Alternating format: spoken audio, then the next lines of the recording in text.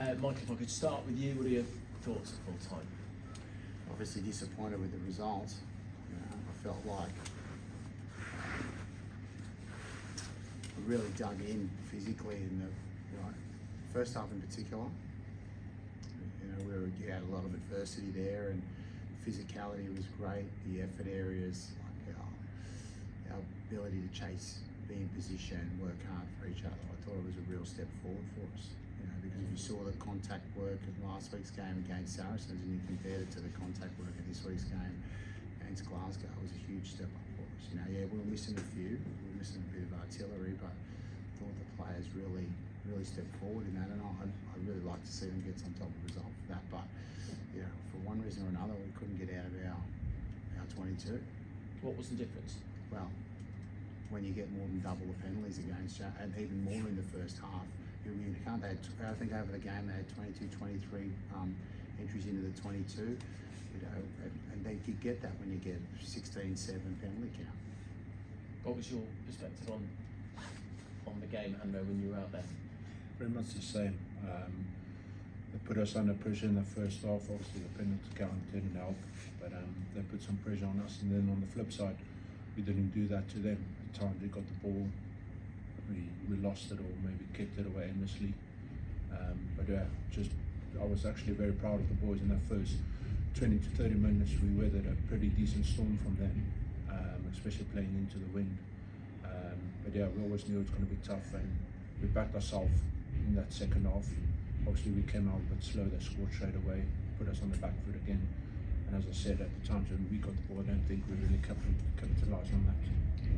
Henry mentioned the start of the second half, that was probably the killer, wasn't it? Was the differences that you mentioned throughout the whole game replicated there, or? Well, the ridiculous yellow card at half time. They couldn't even tell you what it was for. Henderson couldn't even tell me what it was for. It was ridiculous. And therefore, the knock-on effects are that Henderson loses his spot in the kick-off group. We have to change positions with others. That creates doubt in the catch, because the player that we brought over creates doubt in the catch. Sure, yeah, we've got to catch it, I get it, right? It puts us under heat, but then, and the knock-on effect there is we have to play Huno in the second row, and we have to then put the centre at the flanker, which takes a player out of the defensive line. So we move the player from the short side defensive line. We push them backwards in the scrum. We don't get a penalty for some reason. And then the ball spits out and they run down the short side where the bloke should have been. Join the dots. Yeah, they're the knock-on effects. So we talk about the start of the second half. And that's it. Then, I thought the disappointing part for us was the kick-off. I don't know if it was that one or the one after. We kicked the ball off aimlessly, gave them field position immediately, and we knocked off. We took time off and we let them through. That was the only one of them that I was disappointed with, where we let them through. The others we were disappointed to give them, but there was a set of circumstances leading up to a few of them that were pretty surprising. I don't know what you think of, people will say, and people have said today with what we've seen. I appreciate you have no control over what other teams do. People have looked at the Harlequins result, they would have looked at the Saracens result today and said that this fits into a pattern, which is that English teams are struggling as compared to the rest of Europe and the rest of the competition. I don't know whether you thought today was another example of that. I'm not in a position, and nor am I qualified to be saying anything about the other English teams, or I know about my own team that we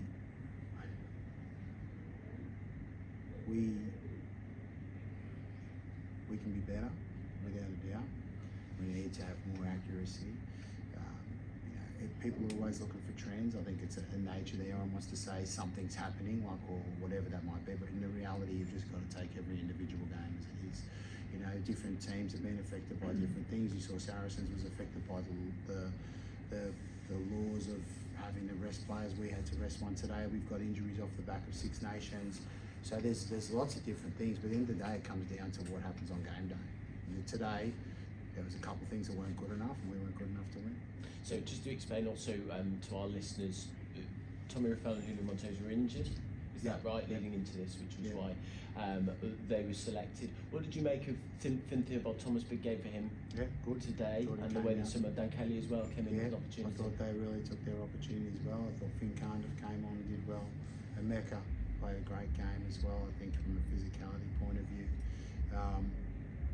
And then I thought the young fellas who came on got stuck in as well, you know. So, you know, I'm still a bit scratch on my head as to how the score was what it was, to be honest. I thought we were much more in the battle, like from my feeling in the game.